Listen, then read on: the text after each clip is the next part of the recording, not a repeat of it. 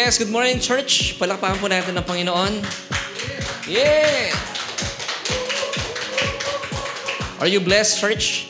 Amen. Sino po dito ang pinagpala ng Panginoon? Amen. And of course, we would like to thank each and everyone for joining us today. Salamat po dahil kayo po'y nakasama namin at alam ko pong kayo ay blessed na. Pasimula pa lang po yan. And pinapasalamatan din natin ang ating praise and worship team. Sa panguna ni Kuya Aves, thank you so much. Of course, kasama rin natin si Kuya Gab tsaka si Ate Yani, yung aking paboritong daughter. Pinaka-paborito ko yung anak kong yan. Oo. Unika iha eh. Salamat sa Panginoon. And mga kaibigan, welcome po sa ating church, This is Solution Grace Church. Ito po ating huling Sunday for April. At maraming salamat sa Panginoon. Tayo po ay patungo na sa buwan ng Mayo na kung saan ay talagang marami po ang nangangamba because sabi po ng mga kinaukulan by next month, ang heat index daw po ay mas tataas pa. Pero by the grace of God, we pray na hindi tayo pababayaan ng Panginoon. Amen, church? Amen. At alam niyo po, ganito ang nangyayari. No? Itong konting kwento lang, kahapon po ay kami ay naghanap ng yelo. Lalo na isang araw, mahigit isang oras kami paikot-ikot sa village. Punta kami ng all day, 7-Eleven, lahat na ng mga, ano bang tawag dito, mga mini stores, anong term nila? Mini-mart, pati Alpha-Mart, pati ata Senko Footstep, pinuntahan namin, wala na available na yelo. Sa sobrang init. Alam mo po, ito ang mahirap talaga pag mainit ang panahon. Tapos, nataon, wala kayong tubig na naiinom. Okay lang yung may tubig kahit hindi ka lamigan eh. Pero pag wala kayong tubig, madidehydrate po tayo. Ganon din po tayo pag wala tayong nakakain o naiinom na salita ng Diyos. Madidehydrate po tayo. But praise God, tayo po ay muling nagsama-sama this Sunday para i-hydrate po tayo ng Word of God. Ang salita po ng Panginoon sa Biblia ay it's a type of tubig. Di ba sabi ni Jesus, ako ay bukal ng tubig. Ngayon, anong ginagawa natin sa bukal ng tubig? Iniinom para hindi tayo ma-dehydrate. At kapag walang tubig, ito masakit. Talaga naman manlalagkit po tayo. Kanina nga po habang naliligo kami, actually 3 days ko nang naranasan. Ewan ko kung ako lang ito, naranasan niyo ba maligo ng pinapawisan? Dahil lumalabas sa ating mga gripo, sobrang init. Kaya nga sabi ko nga kay Kuya Ed talagang perfect yung kanyang, fashion statement talagang, summer look eh. Kaya sabi ko sabi ko kila Kuya Gab, pwede ba ako mag-summer look din, naka-short? Ang ganda eh. Pero nakakatuwa po ang Panginoon. No? Meron tayong tubig na pwedeng, hindi lang inumin, ibuhos sa ating mga katawan. And even sa ating kaluluwa para hindi po tayo nanlalagkit. So ganun po ka-importante talaga ang tubig. And I pray na lalo po nating ma-appreciate ang provision sa atin ng Panginoon. So sa mga nainitan po dyan at feeling mo na dehydrate na po ang inyong mga kaluluwa, we would like to invite you to join us every Sunday. At alam ko pong ito po yung tubig na pag ininom po ninyo ang salita ni Kristo, hindi po kayo madidehydrate. Because lalo pa kayong magkakaroon ng manifestation ng kalusugan, hindi lamang po sa inyong kaluluwa, madadamay din po yung ating mga physical bodies. Amen. So we are located at Unit 114E, Tia Maria Sarao Building, CV Star Avenue, Pamplona 2, Las Piñas City. And once again, this is Solution Grace Church at gusto po namin makasama kayo para sama-sama po tayong hydrate ng salita ng Panginoon. Amen. So, kung kayo po ay kasama natin ngayon, si Tita, nakita ko talagang inom ng tubig. Importante talaga ang tubig. Malamig po ba yung tubig nyo? Hindi. Sanay po kayo sa ganyan, Ako kanina habang naliligo, sabi ko, grabe, kulang na lang, kape. Ang init. Pero sa kabila po na mainit na ito, papainitin po ng Diyos ang ating mga puso habang nakikinig ng salita ng Panginoon. Amen? So mga kapatid, ready na kayong buhusan ng malamig at talaga namang makasaysay na tubig ng Panginoon? Amen. At sa mga kaibigan po natin online, ay sama-sama po tayong magtampisaw sa sariwang tubig na ating Panginoon. Let's pray. Aming Diyos, maraming salamat po for giving us another opportunity to praise you, to worship you. And today, Lord, ay amin pong sasamantalahin ang pagkakataong ito dahil amin naman pong lalasapin ang mensahe ng iyong mga salita. At Lord, use me as your mouthpiece at maging malinaw po ang aking pagpapahayag ng iyong salita. At ito po ay magbibigay, Panginoon, ng kasiglahan, ng pagkamangha sa aming kaluluwa, sa mga natutuyong mga kaluluwa sa ngayon. Gamitin niyo po ang tubig na iyong salita para pukawin at palamigin at gawing sariwa ang aming mga kaluluwa at gayon din, Panginoon, aming mga pisikal na katawan. Salamat sa iyo, O Diyos, at maraming salamat din po, Banal na Espiritu, sa inyong paggabay sa amin, O Diyos. At all this we pray in Jesus' name. Amen and amen. Last Sunday, pinag-usapan po natin yung role ng Holy Spirit at napaka-importante po nito. And I believe that this message is so timely. And our message for today, it's entitled, A Life Filled with the Holy Spirit. And of course, bago po tayo magtuloy-tuloy sa ating mga pag-uusapan, ay gusto ko muna po magkaroon tayo ng quick review about what we have discussed last Sunday. At nalaman po natin na talagang kamangha-mangha ang pagkilos ng Diyos. Ito po ay salungat sa ating mga natutuhan before. Naakala po natin ang pagkilos ng Banal na Espiritu ay isa lamang po yung pagkilos niya in the lives of the unbelievers and the believers. But praise God, nalaman natin through our key verses found in John 16, mula sa verses 7 until 11, ay nakita natin ang pagkilos ng Banal na Espiritu sa buhay ng mga unbelievers at sa mga believers. So, how does the Holy Spirit work in the lives of unbelievers and believers? Meron po bang difference? Yes, napag-alaman po natin. So, this is our quick review. Sa mga unbelievers, the Holy Spirit convicts them of their sin. Naalala niyo po yung sinabi ng John 16 verse 9? Sabi ni Jesus, kausap niya yung mga disipulo niya. Pero he was referring to the unbelievers. Sabi niya, of sin, the Holy Spirit, when He comes, He will convict the world of sin. Of sin because they do not believe in me. So sino po yung kinokonvict ng Holy Spirit of their sin? Mga unbelievers. But in John 16 verse 10, iba nang sinabi ng Panginoon, of righteousness, because I go to the Father, I go to my Father, and you would see me no more. So tayo po, whenever we sin big time, we fail, we fall, ano pong ginagawa ng Banal na Espiritu sa atin?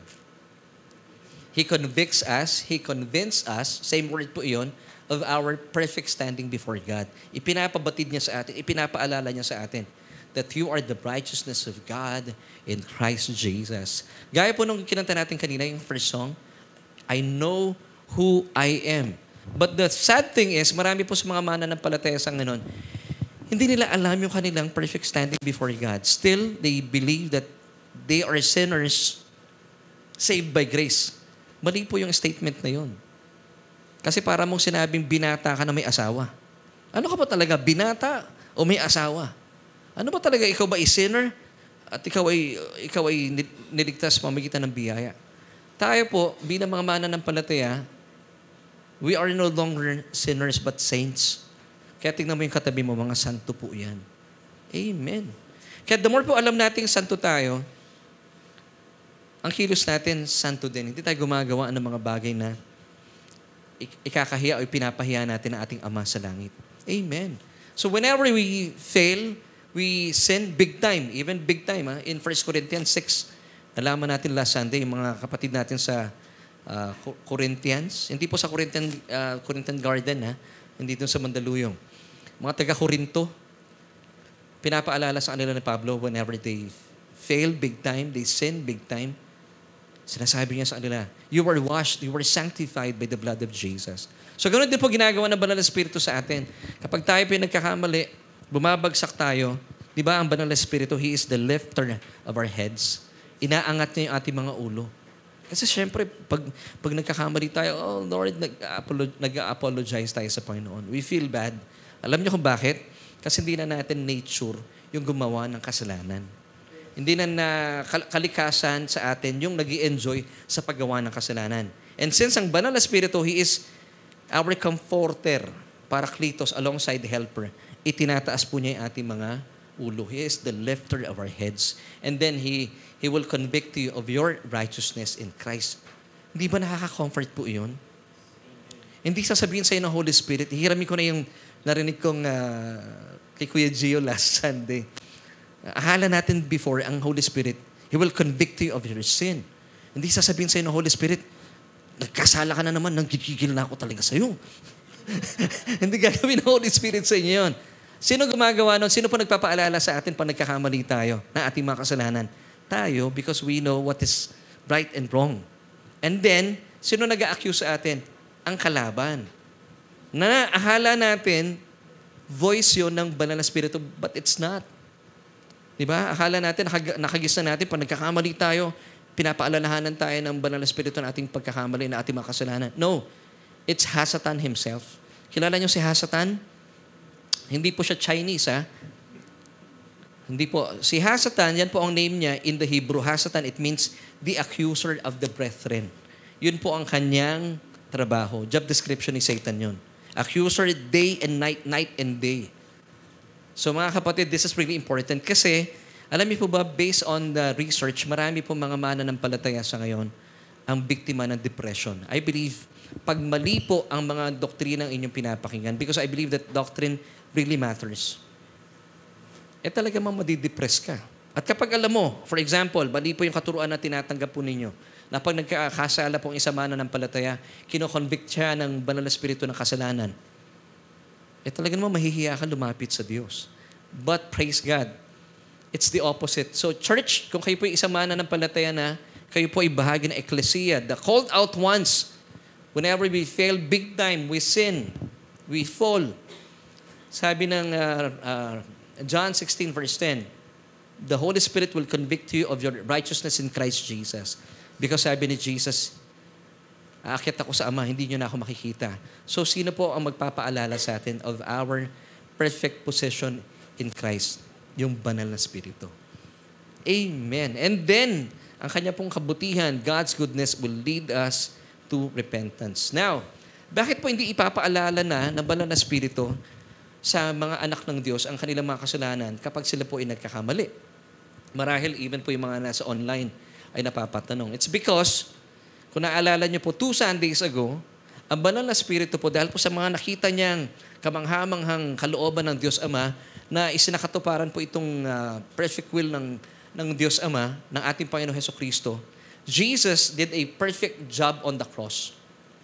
Kaya po ang witness, na ating perfect witness, who is the Holy Spirit Himself, sabi niya in Hebrews 10 verse 17, the sins and the lawless deeds I will remember no more.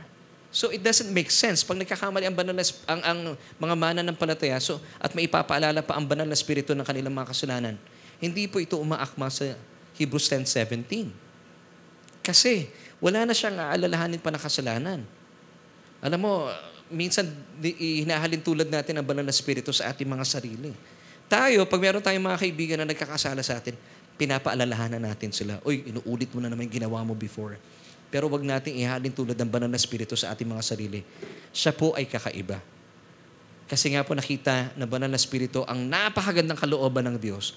At ito po ay isang katuparan ng ating Panginoon Hesukristo. Then, once again, pakita natin sa screen, Hebrews 10:17. Then, yung he dito, the Holy Spirit adds, the sins and the lawless deeds I will remember no more. How did this happen? It's because of Christ and His finished work on the cross. Now, magtatampisaw ba kayo? Magwawalwal kayo sa kasalanan? Hindi po. The more po kayo maiilab sa isang Diyos sa una nagmahal po sa inyo. Kaya po hindi na kayo, ang utak natin hindi na nakapako sa paggawa ng kasalanan. Of course, sometimes we fail, we sin, pero hindi po tayo nagtatagal sa kasalanan. Tumatayo tayo.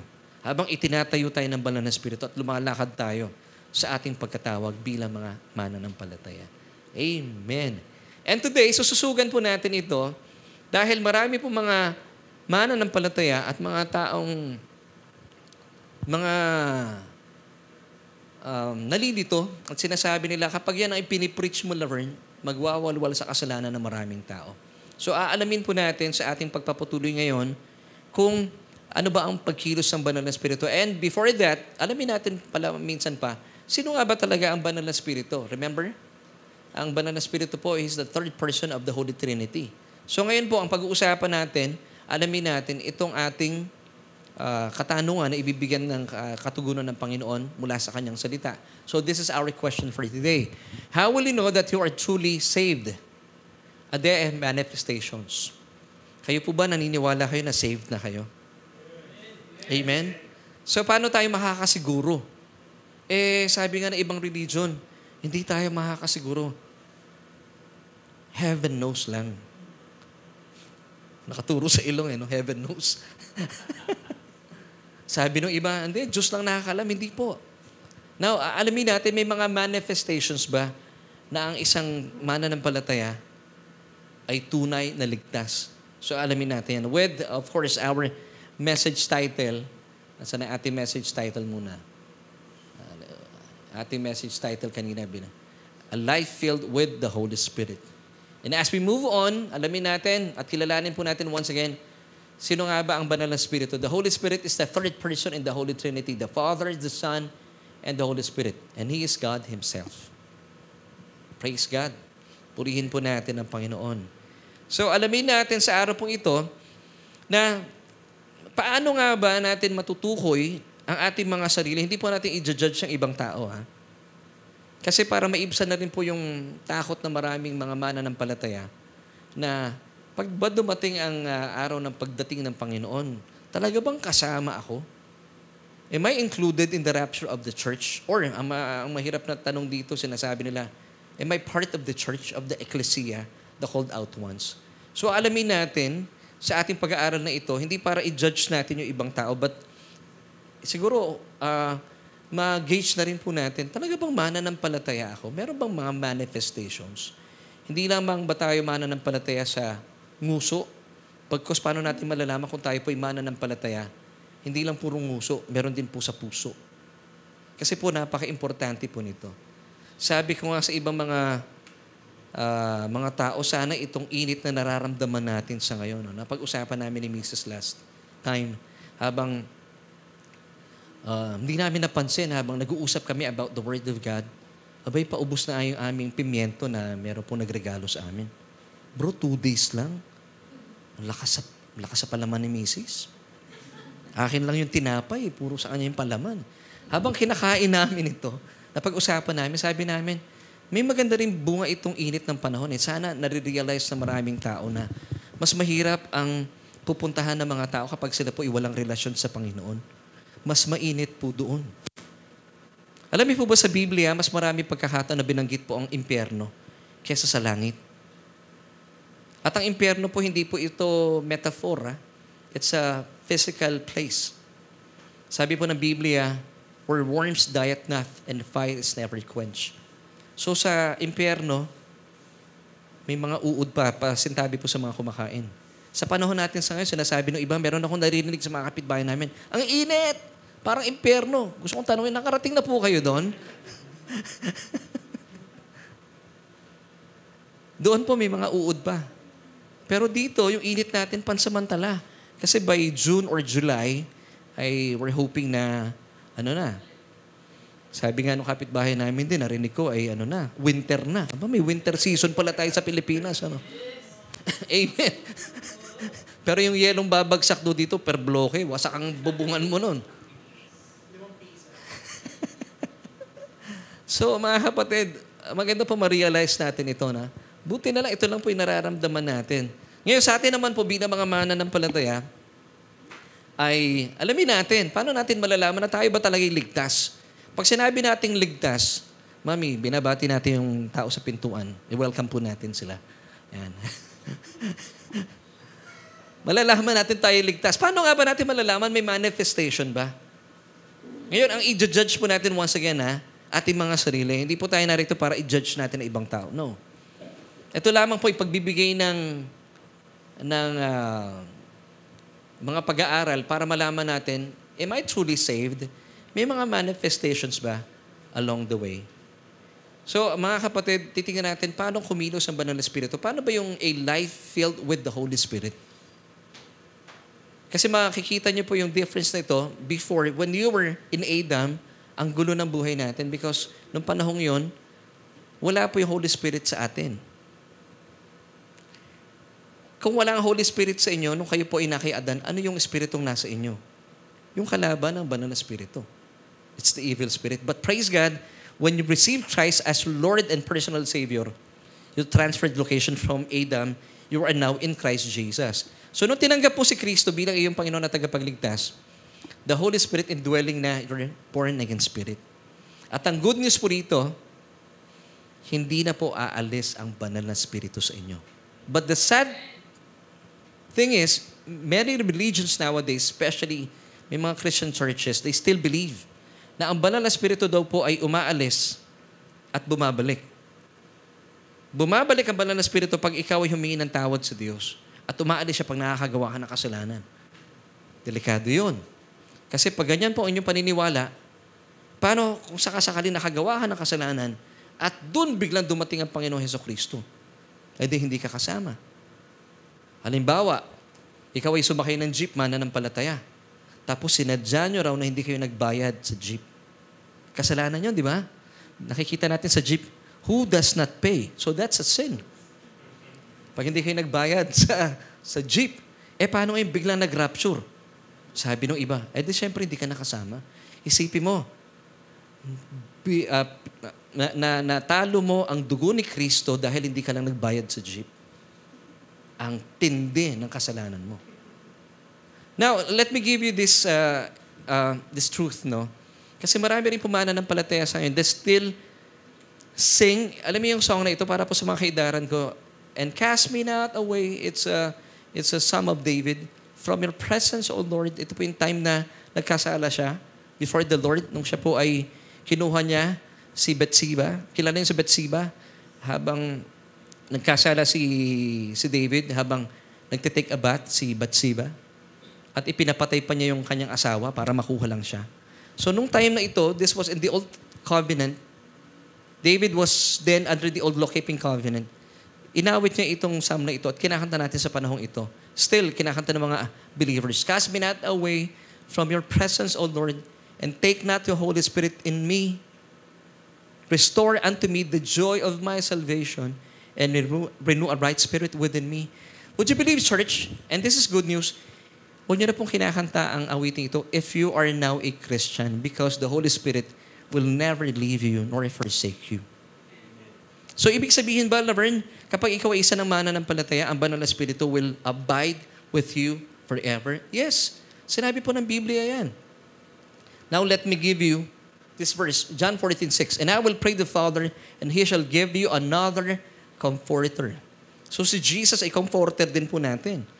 But sabi niya, pag siya ay nag-ascend sa heaven, He will give us another Comforter. That He may abide. You know what's abide? Stay with you for how long? Forever. Yung pong word dito na Comforter, Parakletos. Alongside the Helper. He will never leave you or forsake you. Kahit na makapasok ako sa isang lugar na mapupula ang ilaw, kasi sabi nila, pag Christian ka daw, pag pumasok ka sa mga mapupulang ilaw na yan, although dapat naman talaga hindi na tayo pumapasok doon. Nagpapaiwan daw yung banal na Espiritu. Dito lang ako, diyan ka lang. Pagbalik mo doon, ako ulit sasanib sa'yo. Hindi pwede yun. He will abide with you forever. Kahit nasaan po kayo. Kaya nga po kapag kayo po ay soaked with the Word of God, you are being filled with the Holy Spirit. Nakikita niyo yung pagbabago sa inyong mga buhay. Now, alamin natin, may manifestation ba? Now, importante po ito. So, ang Holy Spirit po, He will abide, He will stay with you. For how long, church? Forever. So, tanggalin na po natin yung isipan natin, yung mali natin nakasanayan because marami pa mga religions sa ngayon and even Christian churches, they still teach na umaalis pa rin po ang banal na Espiritu. Hindi na siya pwedeng umalis sa isang mananampalataya. Ang banal na Espiritu, when you receive Christ as your Lord and personal Savior, mananatili po siya sa inyong born-again spirit.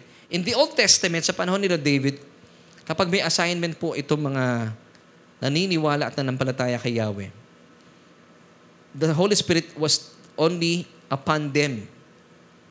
Pagkatapos po ng assignment din, umaalis po sila. Siya, referring to the Holy Spirit. Pero sa ngayon po, sa panahon natin, kung bakit po napaka-superior ng New Covenant of Pure Grace, dahil po, ang banal na Espiritu po, kapag ito po ay nanahan na sa atin, mananatili po siyang mananahan sa ating mga born-again spirit. Now, you have to be conscious about this. So, ibig ba nitong sabihin, kapag ang banal na Espiritu ay nananahan sa atin, meron pa rin ba akong two natures? Hindi po, isa lang ang nature na isa mananampalataya. Even po ang mga unbeliever, isa lamang po ang nature nila. Ang nature nila, they still have this sinful nature. Kaya po sila gawa ng mga sinful deeds or sinful acts. Remember, ano po sa Greek yung sinful nature? Hamartia. Kapag nananatili po yung hamartia sa mga tao, sa kanilang espiritu, gagawa po sila ng mga hamartano, the sinful deeds. But kapag kayo po'y tumanggap sa Panginoon, from Adam, itatransfer ka ng Diyos kay Kristo Jesus. Yung pong hamartia na dating nasa sa inyong espiritu, mawawala na po ito. Kaya po napapansin yung mga manifestations, nababawasan na po yung paggawa ng mga hamartano. Amen. So this is good news, church. Di ba? So makikita natin, sa pag-aaral po natin ito, ano yung mga manifestations of a life that is being filled with the Holy Spirit. Amen. So ang banal na Espiritu po, hindi kayo iiwanan saan man po kayo magpunta. Ito po ang sinasabi ng Hebrews 13:5-6. Let your conduct be without covetousness. Be content with such things as you have.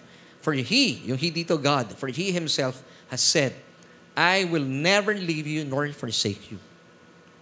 Verse 6. So we may boldly say, the Lord is my helper, I will not fear. What can man do to me? Remember, ang banal na Espiritu po, siya po mismo ang Diyos. So He will never leave you nor forsake you. Ang ganda po ng verse na ito, yung buong context pala nito, kapag alam mo hindi ka iiwanan ng banal na Espiritu, tingnan po natin, once again, Hebrews 13:5a, let your character, your moral essence, your inner nature, be free from the love of money, shun greed, be financially ethical, being content with what you have.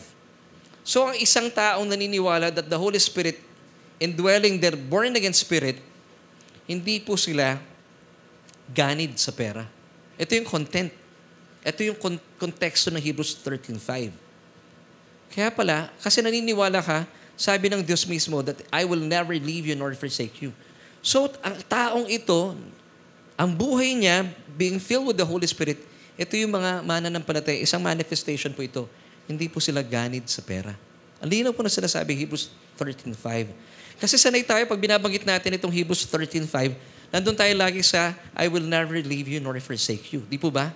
Pero pag tinignan mo yung context, bakit ka hindi ganid sa pera? Because believing na kahit nasa panahon na dumarating si Judith, Panginoon, alam ko hindi mo kami iiwan, ipababayaan naman. Bakit? Kasi the Holy Spirit indwelling your born-again spirit. Kaya hindi tayo nagiging ganid sa pera. Hindi ka kumakapit sa patalim. Sabi nga nila, ang gipit sa Bombay lumalapit. Hindi natin ginagawa yun. Di ba? Although may mga kaibigan tayo, mga Bombay, pero pag nag-offer po sila, di ba, pasintabi po sa ibang Bombay lang naman. No? Sa kanila kasi nagaling yung ganyang sistema. Kataas ng patong. Sabi mo, gipit na ako eh. Kailangan ko na kumapit sa patalim. At pag may lumapit na Bombay, talagang papatusin. Now, kapag alam mong ikaw ay hindi pababayaan ng Diyos dahil hindi kanya iniiwan, hindi tayo nakikikompromiso. Total naman baka naman bigay ito ng Diyos, kaya naman binibigay ako ng pagkakataon ng Diyos na kumapit na rin sa patalim. Hindi po gagawin ng Diyos sa inyo yon. Hindi po double standard ang Diyos. So yung mga taong nananampalataya that the Holy Spirit indwelling their born-again spirit, hindi po ganit sa pera. Wala pong masama sa pera, don't get me wrong. Pero po sinasabi ng Biblia, ang masama talaga, yung kayo po ay ma-in love sa pera. Kaya po yung mga taong in love sa pera, ito yung mga taong nagiging ganid. So, ang ganda po ng talatang ito, yun pala yung context po nito. Kasi nga po, minsan pa, sinabi ko na kanina, ang akala po natin, yung Hebrews 13:5, it's all about, I will never leave you nor forsake you. Context is king, mga kapatid. So the more pang alam natin that the Holy Spirit indwelling for born-again spirit and He will abide with you forever, hindi rin po tayo ganid. Kaya po dito, di ba dito sa church, kita natin, ang dami po dito mapagbigay ng mga kapatiran. Amen. Because I believe that this church, ang mga kapatiran po dito ay filled with the Holy Spirit. manifestations po yan. So once again, wala pong problema sa pera. Hindi po masama ang pera. Don't get me wrong. Ang problem po is the love of money. Amen. Sabi po yan ng Biblia mismo. Now, balikan ko lang po yung Hebrews 13:5. Sa mabuting balita Biblia, huwag kayong magbukhang pera. Ang galing ng konteksto, ano? At masiyahan na kayo sa anumang nasa inyo sapagkat sinabi ng Diyos, hindi kita iiwan ni pababayaan man. At sundan po natin na bilang patunay, wala pong masama sa pera. Ang masama yung ma-in love kayo sa pera. 1 Timothy 6:10, for the love of money is a root of all kinds of evil. Basahin natin sa Tagalog, sapagkat ang pag-ibig sa salapi ay ugat ng lahat ng kasamaan dahil sa paghahangad na yumaman, may mga taong nalalayo sa pananampalataya at nasasadlak sa maraming kapighatian. Alam niyo yung mga taong ito, hindi sila naniniwala na kasama nila ang banal na espiritu. Kaya po, gumagawa sila ng paraan na kahit po hindi po sa kalooban ng Diyos, and eventually, napapahamak po sila. Nandudukot, nasama yung apelido namin. Kasi, Panginoon, tulungan niyo po ako, naalala ko pa nung araw Merong lumapit sa amin, Brother Laverne, mag-pray mo naman ako. Ito, totoo to, I believe, alam ko kung naalala ni Mami, nagpapapray sa akin. Gagawa daw siya ng masama, magnanakaw siya. Sana hindi raw siya mahuli. Ingatan siya ng Panginoon. Sabi ko, kapatid, hindi pwede yun. Siguro hinusgahan niya ako dahil apelido ko Dukot. Ginagawa ko rin yun. Hindi ko po ginagawa yun. Apelido lamang po iyon. Pero hindi natin ginagawa yun. Now, the more po alam ninyo, banal na spirito ay nananahan sa iyong born-again spirit, hindi po tayo nagiging ganid. At nakikita po sa ating buhay, yung buhay na puno-puno ng pagtitiwala sa Diyos. At kapag kayo po nagtitiwala sa Diyos, of course, dumarating si Judith, yung mga babayarin natin, kagaya po sa ngayon, ay nakita niyo po ba yung mga bill ninyo sa Meralco, dumodoble sa init ng panahon. Pero we believe that God will still provide for our needs. Nagugulat kami, ito po yung testimony lang po namin. Ang dami naming babayarin, pero the Lord provided us yung mga pambayad. Sabi nga namin ni Mrs. hindi kami nagre-reklamo. Maraming babayarin, pero Lord, thank you so much. Marami kayong pinadalang pambayad sa amin. Yung pong pinakamahalaga doon. At hindi kami natatakot. Because, once again, sabi ng Hebrews 13:5, sabi mismo ng Diyos, I will never leave you nor forsake you. So you have to be conscious that the Holy Spirit is indwelling reborn again spirit. So be filled with the Holy Spirit. Maging conscious po tayo, be aware na nasa inyo banal na espiritu. Pastor, hindi ko nararamdaman Kasi nga po ang espiritu, ang banal na espiritu, hindi mo na siya nakikita, hindi mo pa siya nararamdaman. Ang kaluluwa po, hindi natin nakikita, pero nararamdaman. Ang katawan naman po natin, nakikita mo na, nararamdaman mo pa. Ang banal na espiritu, ang pagkilos po ng banal na espiritu sa ating buhay, ay sa pamagitan ng pananampalataya. Wala ka nakikita, pero nananampalataya ka. Kasi binabalik-balikan mo yung buhay mo in the past. Pinabayaan ba kayo ng Diyos? Hindi tayo pinabayaan ng Diyos. Amen? Narito pa rin po tayo. Amen. So, mga naghahangad po at talaga namang wala pong masama ang maging mayaman. Pero kung kayo po ganid, gusto mo lang yumaman, at nakakaligtaan mo na rin ng pagsamba sa Panginoon, ibig sabihin, mukhang nai-in-love na po kayo sa salapi. So, balik po natin. Pwede ba pakita natin sa screen 1 Timothy 6:10, yung Tagalog version, sapagkat ang pag-ibig sa salapi ay ugat ng lahat ng kasamaan. Dahil sa paghahangad na yumaman, may mga taong nalalayo sa pananampalataya at nasasadlak sa maraming kapighatian. Wala pong masama, magtrabaho po tayo. Pero dapat malinaw sa atin ano yung ating goal, ano yung ating vision. Kung kayo po payaman lang ng payaman, pero wala pong purpose sa inyong pagpapayaman, mukhang nalilihis po tayo sa panuntunan ng Biblia, sa panuntunan ng banal na espiritu. Tayo po, we prosper with a purpose. Amen? At yun po ang pinaka-mainam. Tayo po ay sumusunod sa patakaran at panuntunan ng Biblia. Now, ano po yung mga manifestations ng mga taong hindi po nakikitaan at hindi po filled with the Holy Spirit? Ito po ay nakasulat din sa Biblia para makita natin. It's found in Galatians chapter 5, verses 19 until 21. Now the works of the flesh, ito po ay gawa ng laman, are evident. So, ibig sabihin, may mga ebidensya pala. May manifestations talaga. Which are adultery, fornication, uncleanness, lewdness. Nakita nyo na kapag hindi po malinaw sa kanila ang katotohanan, ito po ang lumalabas sa kanilang mga pamumuhay at buhay. Verse 20, idolatry, sorcery, hatred, contentions, jealousies, outbursts of wrath, selfish ambitions, dissensions, heresies. Verse 21, envy. Yung ibang tao, pag nakakita po sila sa kanilang mga kapitbahay, ba't ako wala niyan? Bakit siya meron? See? Kasi nakatingin siya sa sarili niya. Dapat kung anong meron si kapitbahay, meron ka rin.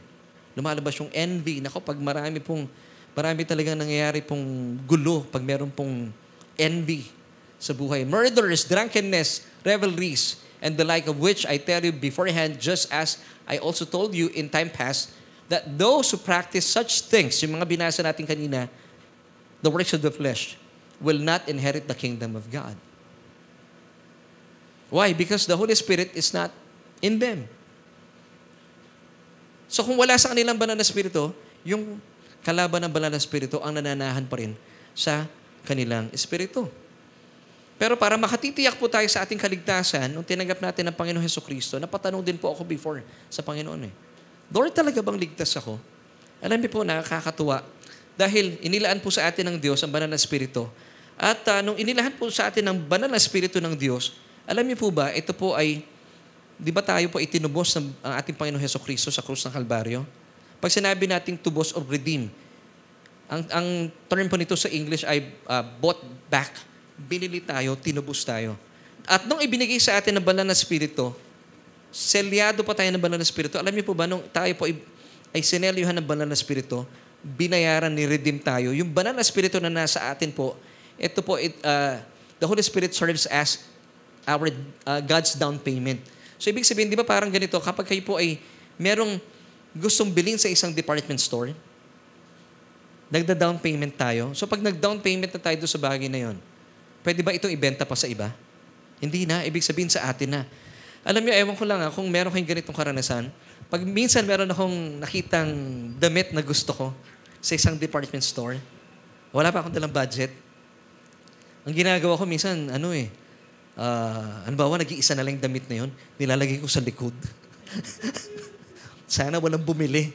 Or minsan naman, yung mga damit na yun, isasukat ko lahat. Tapos meron akong paborito, pare-pareho silang small, kasi yung sukat ko small. Sa mga nagtatanong, small lang po ako. Although, tagal-tagal pa naman yung birthday ko. Minsan, nilalagyan ko ng check, ng ballpen, para pagbalik ko, alam ko, ito yung nasukat ko na. Lalo na pag paborito mo yung damit. Noon nilalagay natin, ako nilalagay ko sa dulo. Tayo po, binili tayo ng Panginoon. At inilaan niya po sa atin yung kanyang banal na espiritu bilang down payment. So, ibig sabihin, hindi ka na pwedeng galawin ni Satanas. Pag-aari ka na ng Diyos. Wow! So, let me give you itong verse na ito bilang patunay na talagang ligtas po kayo. Ephesians 1:14, which is the earnest of our inheritance until the redemption of the purchased possession unto the praise of His glory. Yung pong word dito na earnest ay arhabon o arabon. Sabihin nyo nga po, arabon. Ang ibig sabihin po nito, an earnest money which in purchase is given as a pledge or down payment that the full amount will subsequently be paid. So yung Holy Spirit po, kaya meron tayong Holy Spirit, indwelling or born again Spirit, ibig sabihin, ipinapakita po ng Diyos at nakikita po ito ni Satanas, binayaran ko na itong taong to. Anak ko na ito, hindi mo na siya pwedeng galawin. Wow! So mga kapatid, if that's the case, you have to be conscious na nasa inyo na po ang banal na espiritu. Hindi ko nga nararamdaman, Laverne. You don't have to feel it. Dapat bang may mga goosebumps po tayo? Hindi naman. Ang banal na espiritu po hindi kailangan maramdaman. By faith. Kasi po ang mga tao, propensity natin, gusto natin medyo dramatic. Ibang tipong may humahangin. Hindi na po ganon. O tumatayo inyong mga balahibo. Ang inyong mga buhok. Pangit naman kung tatayo talaga mga buhok natin. Or bro? Tumayo, tapos nag-explain. Pwedeng manifestation, but not all the time. Kasi nga, by faith, you have to believe that may down payment tayo, binili na kayo ng Panginoon. So, hindi pa rin tayo Sold marahil. Hindi pa rin ako makapaniwala, Laverne. So let me give you ito manifestation ng 9 fruit of the Spirit. Na makikita po natin, kung i-judge natin ang ating mga sarili, nasa akin ba itong 9th fruit of the Spirit? Kung kanina po nakita natin yung works of the flesh found in Galatians 5:19 until 21, ito naman po yung kabaliktaran nito. Para makita natin, am I truly saved? So basahin po natin ano yung mga manifestations na ito. 9 fruit of the Holy Spirit. It's found in Galatians 5, verses 22 naman until 23. Pero isagad na natin until 24.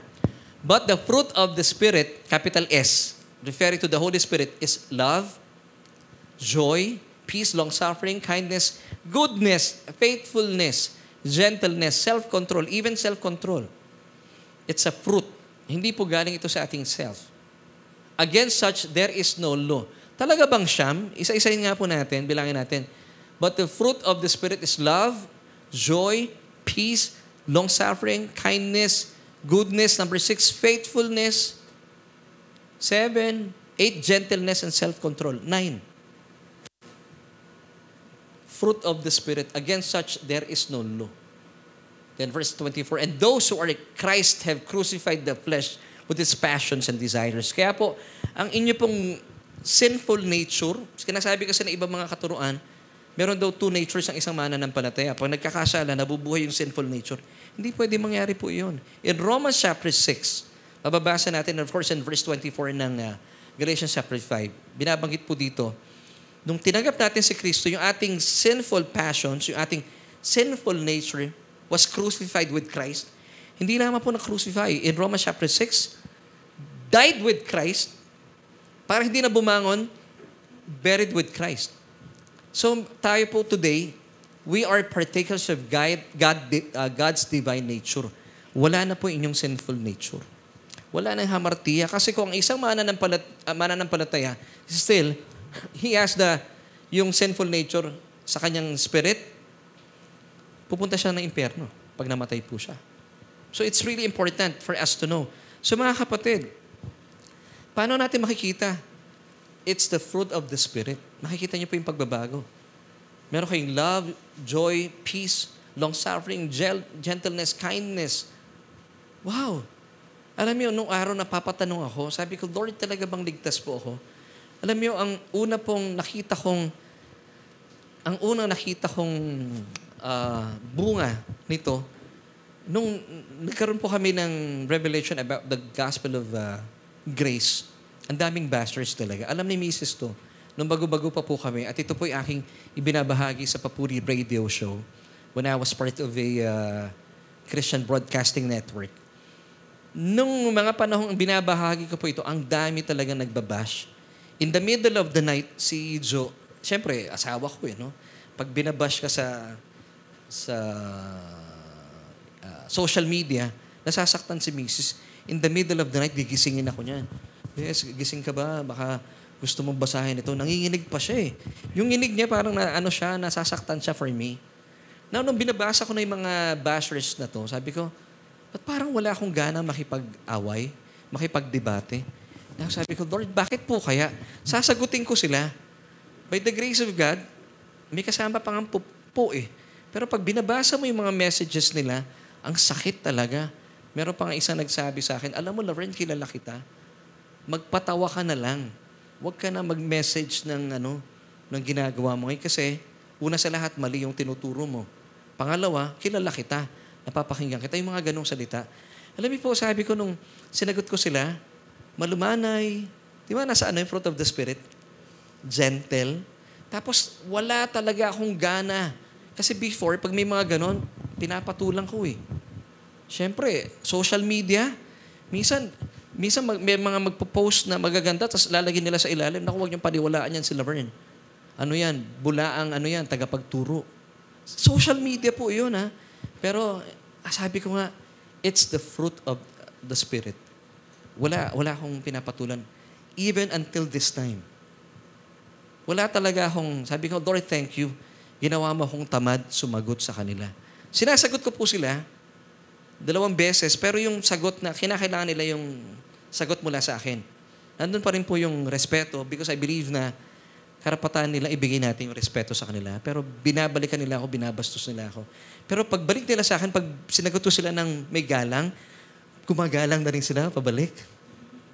Galing, ano? Talagang God's goodness will lead you to repentance. So talagang wala akong gana, even yung mga pagpaparinig sa social media, wala po talaga. I believe it's the fruit of the Spirit. Love, joy, peace, long-suffering, gentleness, kindness, even self-control, mga kapatid. Ang tunog, di ba, self, akala natin based on effort. Hindi po. Self-control is a fruit of the Spirit. Now, bakit po nangyayari po ito? It's because the Holy Spirit, indwelling or born again Spirit, is at work. So passively, kapag alam mo, consciously, ikaw ay pinapananahanan ng banal na Espiritu, pero passive lang tayo. Alam mo kung bakit? Ang banal na Espiritu ang kumikilos. Alam mo lang, Panginoon, ikaw ang kikilos sa akin. Basta ang ginagawa mo lang, binubusog mo ang sarili mo ng adulterated grace gospel. Nakikinig lang kayo, kagaya ng ginagawa niyo po sa ngayon. And then, di ba, pag sinabi nating fruit, effortless, nakakita na ba kayo ng puno? Halimbawa, puno ng mangga. Sabi ng puno ng mangga, para lumabas yung mga bunga niya. Tunog parang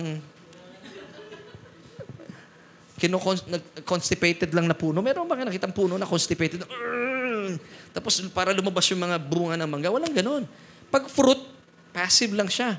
Ibig sabihin ng Holy Spirit is at work in you. Even po yung self-control, hindi yung pigilan mo, parang hindi ko patulan. Hindi po. Even yung self-control, it's a fruit. Wow, praise God. So, bakit? Ito pong kaibahan ng fruit of the Spirit sa works of the flesh. Now, ang isang tao po, kapag siya po ay nagpapasailalim, kasi ang tao, pag naalala ko, nung ako'y bagong mananampalataya, very sincere naman po yung aking mentor. Sabi sa akin ng aking mga churchmates, Oliver, born again ka na. Pagsikapan mong magbago. Akala ko nung araw, pag born again Christian ka, ang banal na Espiritu ang magbabago sa'yo. Yun ang aking pagkaintindi. Yun ang unang itinuro nila sa akin. Pero nung naging born again na ako, pag sumikapan mo. So, nasa akin na yung works pala. Pag sumikapan mo maging banal, maging matuwid, sundin mo ang 10 kautusan. Ngayon, ang naging problema, nung habang ginagawa ko ang 10 kautusan, nagpipigil ka, lalo ka nang gigigil. Huwag mong gawin yan. Kung ano yung mga ayaw mong gawin, dahil nakasulat nga sa banal na kautusan. Of course, sabi ng Romans chapter 7, verse 12, the law is good, pure, and holy, but it cannot make you one. Bakit ganun, Lord? Sabi ko, I'm doing my best in keeping the law, pero kabaligtaran na nagagawa ko. Now, let me give you test po ito. Sa mga nanonood din sa atin online, bibigyan ko kayo ng kautusan. Huwag kayong mag-isip ng kulay pula.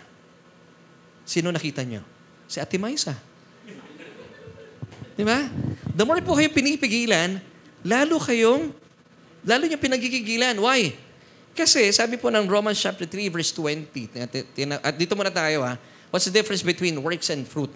Works are a result of self-effort that comes from being under the law or heavy demands of the law, while fruit is a result of life. Wow! Now, dito tayo, Acts 13:39 muna tayo.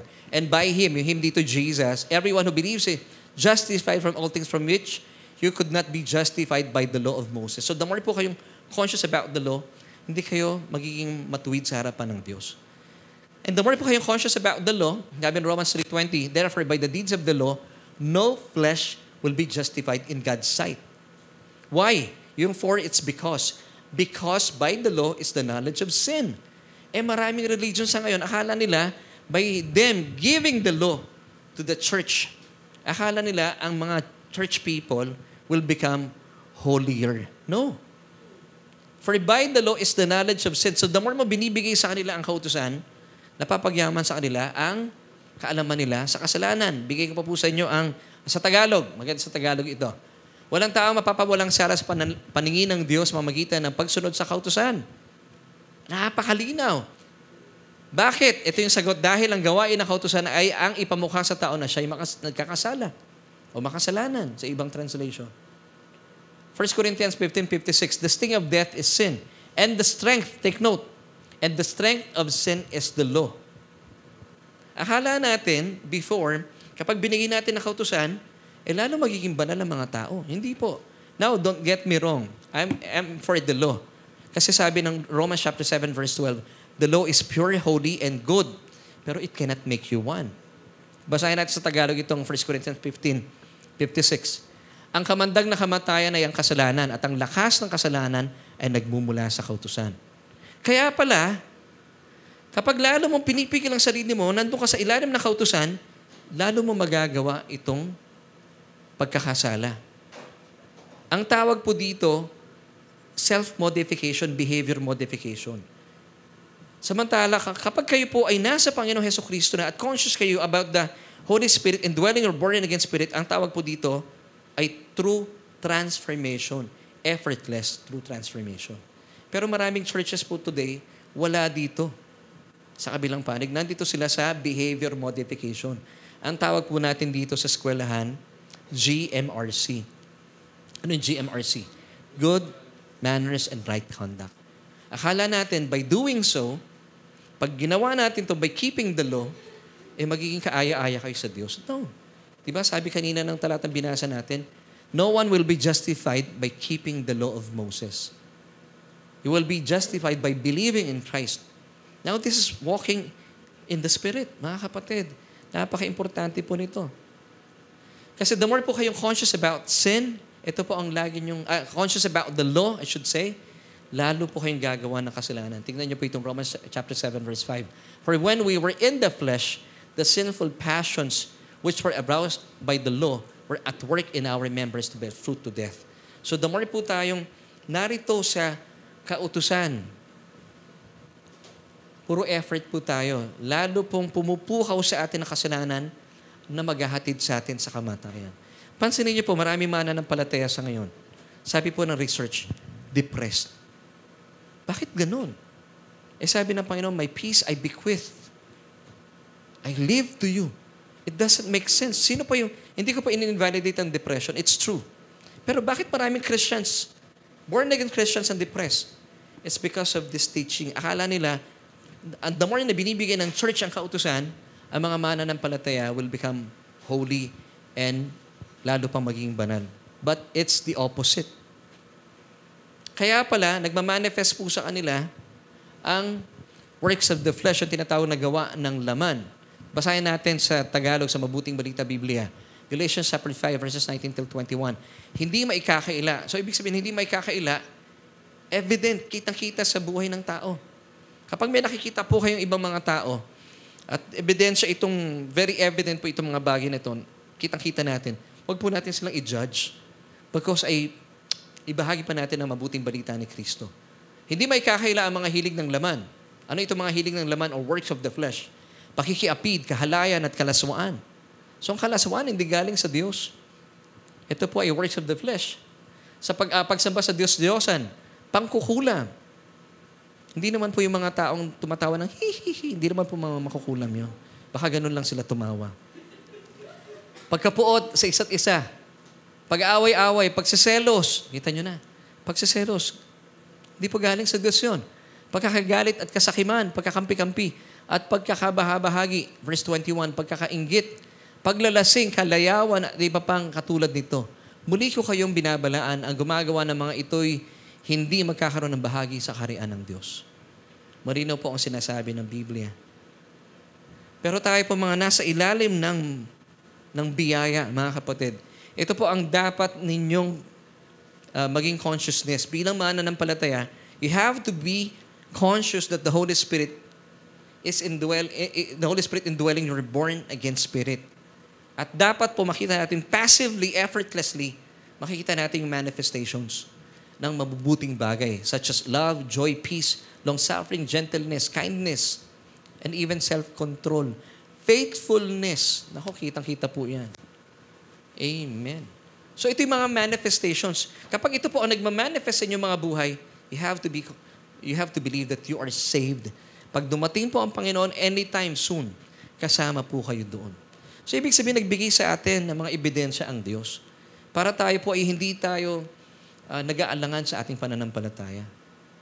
Nakikita natin, 10 years ago, nako, ang pangit na ugali mo. Pero ngayon, nakikita mo, napaka-evident sa buhay mo ang pagmamahal, ang long-suffering, kindness, gentleness, self-control. So, ibig sabihin, talagang at work sa inyo ang banal na Espiritu. Amen. And amen. Romans 6 verses 1 to 2. What shall we say then? Shall we continue in sin that grace may abound? Certainly not. How shall we who died to sin live any longer in it? At kapag tayo po'y nagpapasailalim sa mayamang biyaya sa atin ng Diyos, wala na kapangyarihan ng diablo sa atin. Alam mo po yung word dito na sin? For sin, sabi in Romans 6:14, shall not have dominion over you. Why? For you are not under law but under grace. So, pag kayo po ay nagpapasailalim sa kautusan, may kapangyarihan ng kasalanan sa inyo. Yung word po dito na sin ay noun. Hamartiya po ito. Pwede mo palitan ng Satan or vices. Now, pwede natin palitan, for Satan shall not have dominion over you. For Satan shall not have power over you. Why? Because you are not under law. You are under grace. So, the more po kayong conscious that the Holy Spirit indwelling or born-again Spirit, you are under grace, wala na pong kapangyarihan ng kasalanan laban sa iyo. Pero kapag kayo po ay nagpapasailalim pa rin, hindi. Gagawin ko ang lahat para palugurin ng Diyos. You are under the law. And Satan or sin has power over you. Kaya napapasin nyo, yung works of the flesh, kayo po yung nakikipagsapalaran. Ang buhay po ng isang mananampalataya, hindi po tayo nakikipagsapalaran sa kasalanan. Yung kasalanan po, pinagtagumpayan na ni Kristo yan. Tayo po, passively, effortlessly, umaasa sa banal na Espiritu. Kaya po importante rin, nalalaman natin yung ating perfect standing before God. Pinupunan po natin ng tubig ng salita ng Panginoong Hesukristo yung ating mga kaluluwa. Para hindi po napapagod yung ating mga kaluluwa at nagmamanifest po itong kasiglahan ng ating kaluluwa kasi wala na pong problema sa inyong espiritu. Kapag tama po ang mga tinatamasa nating mga mensahe sa ating kaluluwa, manifestations po nito ay kalusugan sa ating mga katawan. Kaya po mapapansin po ninyo, sa inyong mga physical bodies, nagmamanifest po rin ang kalusugan.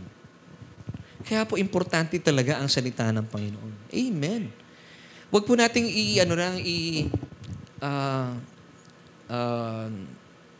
lilimitahan ang kapangyarihan ng banal na Espiritu. Akala natin na banal na Espiritu kumikilos lang sa ating Espiritu.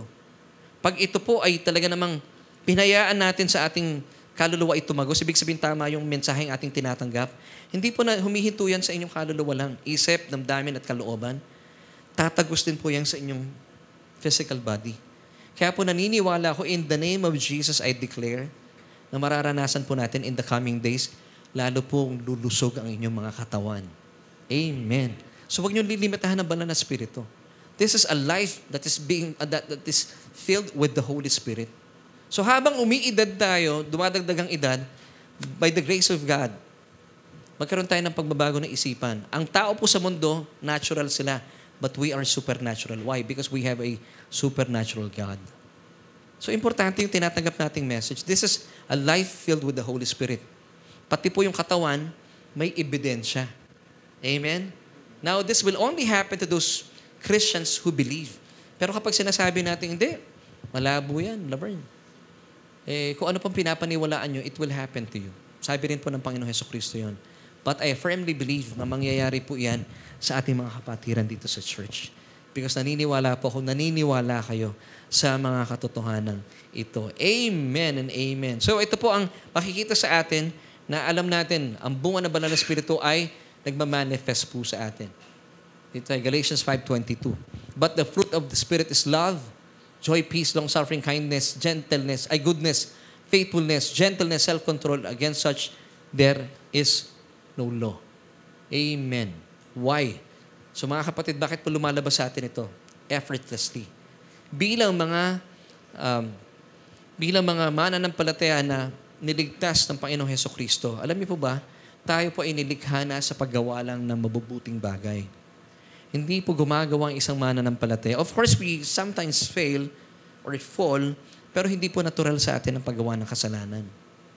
Kasi sabi po ng Ephesians 2 verse 10, for we are God's workmanship. Obra maestra tayo ng Diyos. Created in Christ Jesus for what? For good works, which God prepared beforehand that we should walk in them. Now, meron po akong narinig before, and this is not true. Meron pong isang, sabi niya, siya ay mananampalataya. Meron siyang ginawang isang bagay na ito raw ay itinuro, nilid daw siya ng banal na spirito. At ginawa niya, pero nag-cause ng gulo. At yung ginawa niya, mga kapatid, pwede pang humantong ito para siya ay makulong. Now, hindi po pwedeng galing sa banal na spirito yun. Kasi hindi ka dadali na banal na spirito para sa ikapapahamak mo. Ginawa daw po niya yun dahil udyok ng banal na spirito para daw sa ikabubuti ng karamihan. Lumalabas, hero ka pa. Pero hindi galing sa Diyos yun. Hindi po galing sa banal na spirito. Dahil nagkagulo, ang daming naguluhan, ang daming nagulo. Nanggulo pa ng buhay. So, kung hindi galing sa banal na spirito yun, galing po yun sa kalaban ng Diyos. Bakit? Nag-cause ng chaos eh. At alam niyo po yung gumawa ng taong yun at din nagsasabi, kung tutuusin, pwede siyang i-demand at pwede siyang makulong. Now, galing ba sa banal na spirito po yun? No. For God has not given us a spirit of fear, but of power, of love, and of a sound mind. Ephesians chapter 1, verse 7. So mga kapatid, lahat po ng gagawin ng banal na spirito sa atin, hindi po natin ikasasama. Because once again, Ephesians 2, verse 10, pakita natin sa screen. For we, sino yung we dito? Believers, are His workmanship, God's workmanship. Do you believe that you are God's obra maestra? Mga kapatid, you have to see yourself as obra maestra ng Diyos. Hindi po kayong taong, wag mo sasabihin, tao lang ako. Anak po kayo ng Diyos. For we are God's workmanship created in Christ Jesus. For what? For good works. Nilikha po tayo ng Diyos para gumawa lang ng mabuti. Of course, gaya na sinabi ko kanina, sometimes we fail, nagkakamali tayo, pero bumabangon tayo doon, hindi tayo nananatili sa pusali. Diba? Ang nature na po natin sa ngayon, hindi tayo nag-i-enjoy sa kasalanan. Nagkakasala tayo, of course. Pero hindi na tayo nananatili doon. Bumabangon tayo.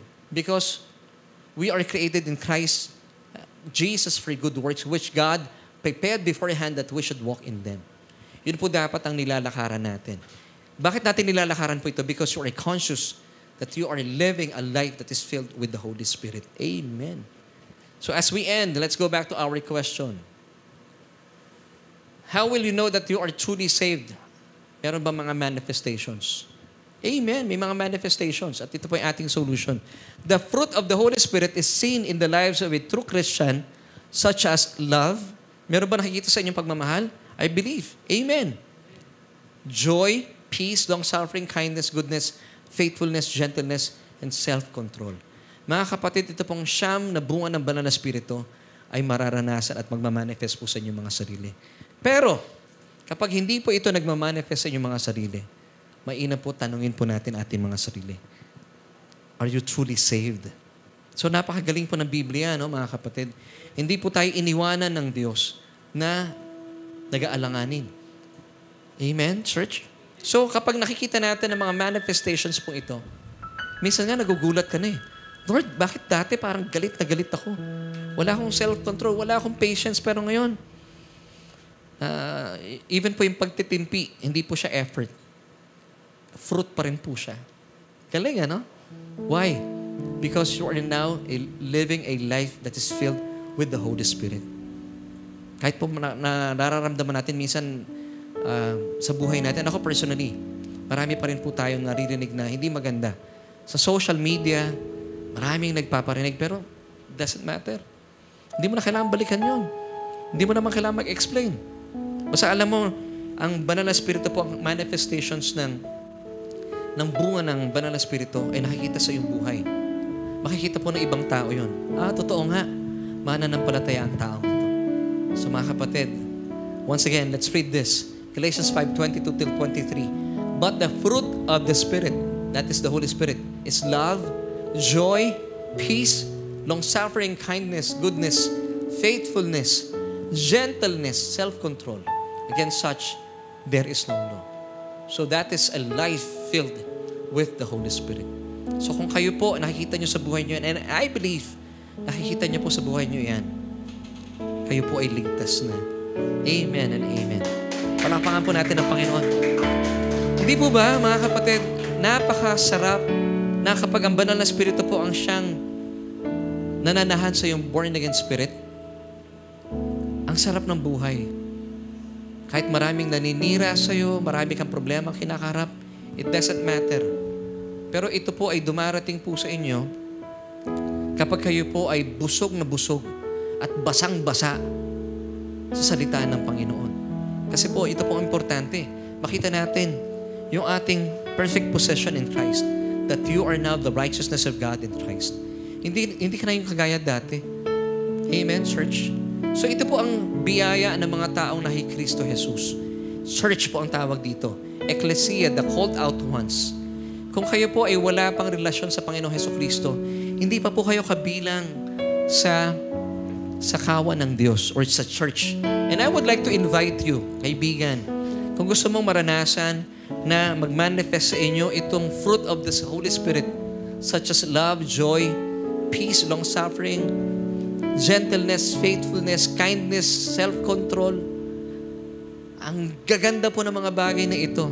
It's the fruit of the Spirit. All you have to do, just receive Christ as your Lord and personal Savior. Sabi po in Romans 10 verse 9, that if you confess with your mouth the Lord Jesus Christ and believe in our hearts that He was raised from the dead, you shall be saved. At kapag kayo po ay saved, magmamanifest po itong fruit of the Holy Spirit. So please, pray this prayer with me. Gusto ko lamang pong kausapin ang ating mga kaibigan nanonood online. At gusto po ninyong maranasan at pagod na po kayo dahil puro gawa ng laman ang inyong nararanasan. Sabi mo, ayoko na nitong laging naiinggit, laging nang bubulyaw, laging na lang mainit ang ulo, laging nagagalit. Well, kaibigan, hindi po kayo talaga makakatakas dyan pag wala po ang banal na Espiritu sa inyong buhay. And this is a perfect time for you to receive Christ as your Lord and personal Savior. So pray this prayer with me. Sabihin niyo po ito mula sa inyong mga labi. O Diyos, kinikilala ko ang aking sarili na sadyang walang kakayahan para iligtas ang aking buhay. Kaya naman, Jesus, tinatanggap kita bilang aking Panginoon at tagapagligtas. Dahil naniniwala po ako na doon sa krus ng Kalbaryo, winakasan mo na ang lahat ng kasalanan ko. At makalipas ng 3 araw, mula sa kamatayan, kayo po ay nabuhay mula sa mga patay. At gayon din po ang mangyayari sa akin pagdating ng panahon. Salamat po sa iyong laan na kaligtasan. At naniniwala po ako na ako'y ligtas dahil ang aking pangalan ay nakasulat na sa aklat ng buhay. Amen at amen. Kaibigan ko, isa po kayo sa sumunod sa panalangin ito. Manampalataya po kayo.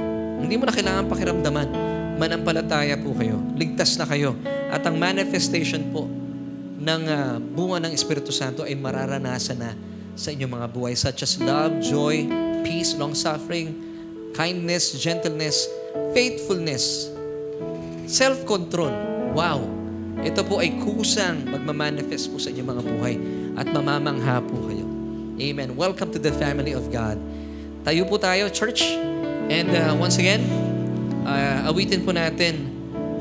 Umawit po na po tayo sa Panginoon ng ating pasasalamat mula po sa ating mga natutuhan sa araw po ito.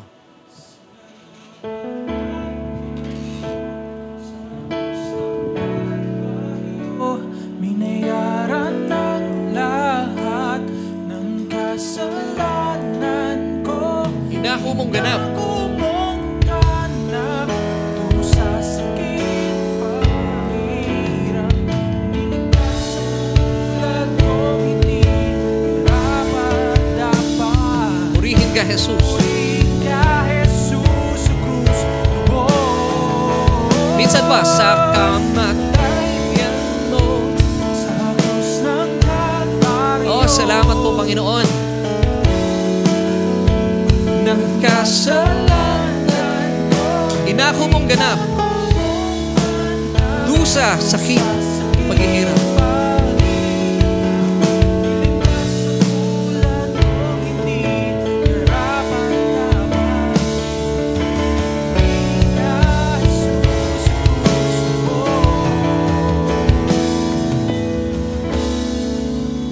Yung tinapos. Alam niyo po ba kung bakit natin nararanasan ang mga katotohanan ito, yung bunga ng banal na Espiritu? Dahil tinapos na po ng Panginoong Jesus ang pakay at kalooban ng Diyos Ama para sa Kanya. Kaya po, we are so blessed, mga kapatid. Alam niyo po, lalo tigit sa panahon ngayon, no? na minsan po sa mga nararanasan nating init ng panahon, sabi nila, mabilis daw din uminit ang ulo ng mga tao. Well, sa ating po mga mananampalataya, hindi tayo sumasabay sa agos ng panahon. Kasi nga po nasa atin ang banal na spirito. Sumasabay tayo sa pagkilos ng banal na spirito. Yun ang pinakamaganda pong balita na meron tayo. At kapag tayo po'y sumunod sa pagkilos ng banal na spirito, ang ating pong kaluluwa ay malusog, nagiging malusog na rin po ang ating mga physical na katawan. Mga kapatid, believe this. Ito po ang napakagandang pakay ng Diyos para sa atin. At ito po ay magmamanifest po sa inyo. Church, if you believe this, say amen to this. Amen. Ako po bilang pastor, kagalakan ko po makita tayo, kahit magkakaiba po tayo ng edad, lumalakad tayong malusog. Hindi lang na ating kaluluwa, pati po ating mga katawan. At nagmamanifest po sa ating sa ating mga labi, sa ating mga mukha, yung glow ng banal na spirito. Makikita ng ibang mga tao. Bakit ganon, kapatid? Ako, yung mukha ko, sambakol sa problema, pero ba't pag nakikita kita, talagang natutuwa ako at nagagalak ako. Alam niyo ang tawag po doon? Nakikita po nila yung testimony ng inyong pananampalataya sa Panginoon. And this will happen to each and every one of us. Amen. Ito po yung distinction natin sa mga tao sa mundo. Sila nakasimangot eh. Tayo kahit mainit ang panahon, nakasimangot ka pa rin, pero may glow eh. No? Yan ang mukha mo, init lang naman yun eh. Pero may glow, amen? Yun po yung natin makikita sa atin. At panahon na po para makita sa atin talaga yung kaibahan natin bilang mananampalataya. Bilang mga asin at ilaw ng sanlibutan. So mga kapatid, ano man po mga kabigatan na meron tayo sa inyong mga puso, kausapin ninyong banal na spirito, maximize the Holy Spirit. Kung nabibigatan po kayo, let the Holy Spirit comfort you today. And even po yung mga nanonood sa atin online, maximize po natin ang banal na spirito. At lumakad tayo sa kanyang kalooban. He wants you to be at rest all the time. So ang trabaho natin, let's just do the casting. Let Jesus and the Holy Spirit do the caring. Mahal kayo ng Panginoon. Ano man po inyong mga kabigatan sa buhay, nagbibigay po sa inyo ng kabigatan sa inyong kaluluwa. At magbibigay po ito eventually ng sakit sa inyong mga katawan. Ibigay natin sa Panginoon. Shall we, church? Let's pray. Aming Diyos at amang makapangyarihan sa lahat, maraming salamat po dahil ipinapabatid mo sa amin sa araw na ito ang napakagandang pagkilos at bunga ng banal na spirito sa aming mga buhay. Kapag kami po ay nakakarinig ng mensahe ng tunay na ebanghelyo na aming Panginoon Jesucristo, pumupukaw, Panginoon, sa aming mga kaluluwa ang yaman ng iyong biyaya, ang yaman ng iyong salita na naipapahayag, Panginoon, na kalusugan sa aming mga pisikal na katawan. Kaya, O Diyos, sa amin po pagsambang ito, kasama na aking mga kapatiran dito sa church and even sa online. Lord, in the name of Jesus, I declare, magmamanifest po, Panginoon, ang bunga ng banal na spirito sa aming mga kaluluwa at may ipapahayag din po ito sa aming mga katawan. Kahit kami, Panginoon, ay nahaharap sa sobrang init na aming kapanahunan, na aming panahon ngayon, at sa mga problema ang aming kinakaharap, hindi po maapektuhan ang aming kaluluwa, even ang aming mga katawan. Dahil, Panginoon, maipapahayag ang mga katotohanan ito sa aming buhay at sa aming pang-araw-araw na pamumuhay. Ano man po mga kabigatan na meron po aming mga kapatid sa ngayon. Marahil meron kami mga kaibigan nanonood online, nasa kanilang banig ng karamdaman. O maraming mga iniisip, Panginoon, ugnay sa kanilang kabuhayan. O Diyos, katagpuin niyo po sila sa kanilang pangangailangan. At anuman pong kabigatang ito, ay amin pong ipinapapasan na sa iyo, O Diyos. Hindi namin kaya ito. Dahil naniniwala po kami, kayo po ay nagmamalasakit sa amin bilang mga minamahal mo, anak. O Diyos, salamat. Salamat at dahil gusto mo kaming maging conscious, maging aware that the Holy Spirit indwelling our born-again spirit at mananatili po siya magpakailanman, magpasawalang hanggan. Salamat sa iyo, O Diyos. Mga kapatid, ano man pong kabigatan na meron po kayo sa ngayon, ipagkatiwala po natin sa Diyos ang lahat ng ito. Huwag mong pasanin, hindi po natin trabaho yon. Sabi po ng Biblia, cast your cares upon Jesus. Why? For He cares for you. Mahal na mahal po kayo ng Diyos and He wants you to be restful, joyful. Ito po ang puso ng Diyos para sa inyo. Salamat sa iyo, Abba. Salamat, Ama, that you want the best for us. Salamat, Panginoon. Pinagkakatiwala po namin ang lahat ng ito at salamat din, Banal na Espiritu, sa iyong kapahayagan na hindi mo kami iiwanan ni pababayaan man. Kaya naman, ang aming pagtitiwala, O Diyos, hindi sa pera, kundi sa iyo, O Diyos. Ibinigay mo na lahat ng aming pangangailangan. At ang lahat ng ito, Panginoon, ay aming pinagpapasalamat na. Sa pangalan ni Jesus, lahat po tayo magsabi ng Amen at Amen. Thank you so much. See you next Sunday. Praise.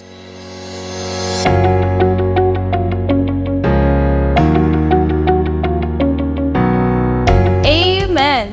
We thank you, Lord, for a fresh revelation. I learned a lot today. How about you?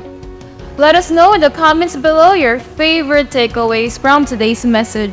Let us continue to honor and worship our Lord Jesus through our giving of tithes and love offering. But let me remind you that your tithes belong to your home church. And if you are new and you consider Solution Grace Church as your home church now, here are the ways on how you can give your tithes and love offering. You can see it here on screen on how you can give. You can get our account number, or if you're outside the Philippines, you can scan the QR code of our bank account. Thank you for being a faithful tither and a generous giver. As we prepare to give to the Lord, let's lift our phones and I will pray for you. Heavenly Father, we thank you that we can give to you. In this form of giving our tithes and offering, we honor and worship you. We believe that this is not about us, but you alone. And I declare blessing and favors on us today and in the coming days and weeks. In Jesus' mighty name, amen. Thank you for joining us today on our Sunday online worship celebration. My name is Bettina, and we hope to see you next week. Keep this in mind. You are greatly blessed, highly favored, and deeply loved by God.